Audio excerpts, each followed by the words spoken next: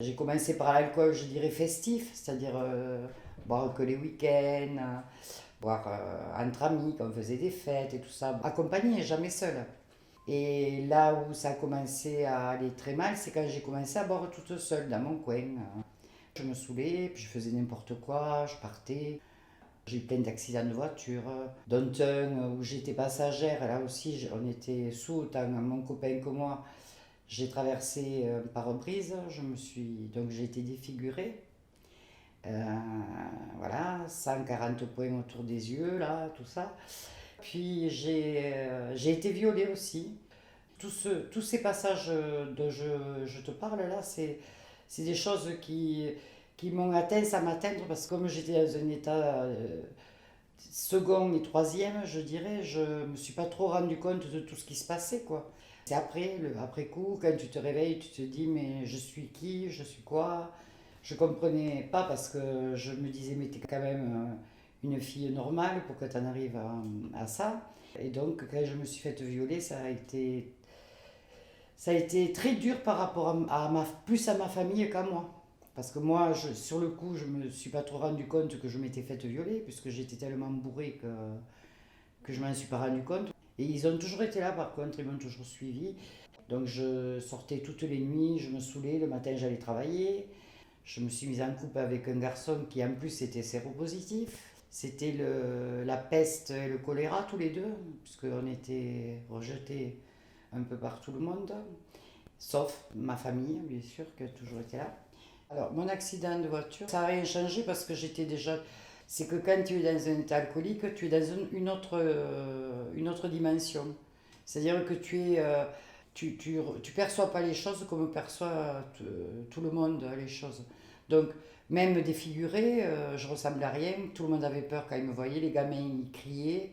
C'était horrible parce que j'avais le visage, j'avais plus de visage. J'étais tondue, j'étais rasée. Et moi, j'en riais, je rigolais. Je m'en foutais, quoi, carrément. Ça m'était égal. Très vite, je me suis rendu compte que j'étais dépendante. Et je m'en suis jamais cachée, par contre, ça, à l'inverse de pas mal d'alcooliques avec qui je discute, parce que je suis toujours alcoolique, il faut le savoir. C'est-à-dire qu'on est alcoolique à vie, même si j'ai arrêté de boire. Alors, il m'est resté vraiment une grosse séquelle de cette période-là. J'ai perdu toutes mes dents, c'est-à-dire que l'alcool m'a ravagé toutes mes dents à l'âge de 29 ans. Je me suis retrouvée avec deux appareils dentaires. Et j'ai eu beaucoup, beaucoup de chance, c'est que les jours où je buvais, le lendemain, en antidote, disons, je buvais beaucoup, beaucoup de lait, énormément de lait.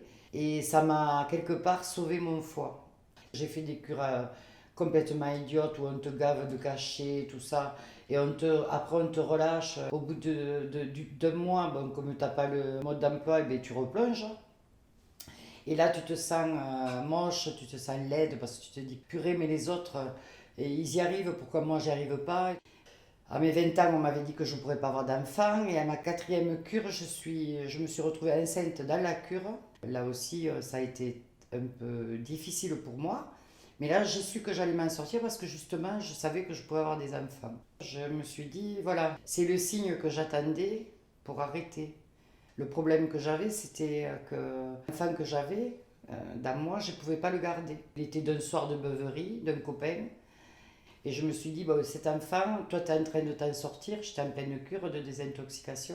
Et je me suis dit, voilà, tu peux avoir des enfants. Bon, cet enfant, tu l'as en toi, mais tu ne peux pas le garder parce que je ne me voyais pas dire à cet enfant, je t'ai fait un soir de beuverie, je ne voulais pas l'imposer à la personne avec qui je l'avais fait. Et puis moi, j'étais trop fragile, moi, et physiquement et économiquement. J'ai beaucoup pleuré, j'ai été très malheureuse, mais j'ai avorté. Et bien, chaque année, je suis très déprimée par rapport à ça, par rapport à cet avortement. Mais je pense que j'ai bien fait maintenant, avec le recul. Ça a été très très dur. J'ai fait une psychothérapie d'un an derrière. Depuis 30 ans, non 31 ans, pardon, je n'ai plus jamais touché une goutte d'alcool et j'en ai jamais eu envie. J'ai dit très très tôt à mes enfants que j'étais alcoolique. Je leur ai dit, ils avaient 5 6 ans. Parce qu'ils me demandaient toujours, mais maman, pourquoi toi tu bois pas du champagne? Je leur disais, parce que maman, elle est malade de l'alcool. Donc après, j'ai entamé ma vie, ma vraie vie. Je m'extasiais devant les fleurs, les oiseaux que j'avais pas vus depuis 10 ans. J'étais contente d'aller à la campagne, alors qu'avant, s'il n'y avait pas un bar à côté, je ne pouvais pas aller quelque part sans avoir un bar à côté. J'ai recommencé à plaire aux gens et tout ça, donc quelques petites aventures. Et j'ai rencontré mon mari, puis j'ai eu 4 enfants en 3 ans. Enfin, je suis tombée enceinte 4 fois en 3 ans, alors que je ne pouvais pas avoir d'enfant, toujours pareil, hein. Et donc j'ai eu un garçon à 39 ans et une fille à 42 ans, voilà. Je suis très heureuse de ça. Je suis tombée enceinte 4 fois en 3 ans. J'ai fait une fausse couche et une grossesse extra-utérine et j'ai eu donc 2 enfants. C'est la première fois de ma vie que j'amène mon témoignage quelque part et je suis contente de l'amener, mon témoignage. Je m'en suis sortie, mais ce que je veux dire aux jeunes, on n'est pas tous égaux face à l'alcool, voilà, je le redis, et qu'on tombe vite dans l'excès. Et pour en sortir, c'est très très très très difficile, vraiment c'est très dur. J'aimerais que mon témoignage serve à quelque chose. Voilà, on peut boire, mais attention à l'excès, c'est comme tout, hein, comme le reste. Il faut faire attention, voilà. Ça n'empêche que maintenant je suis très heureuse, que j'ai une très très belle vie, que j'adore ma vie, que ça a été une expérience courte et longue à la fois, mais que je m'en serais bien passée parce que j'ai perdu quand même 12 ans de ma vie, voilà.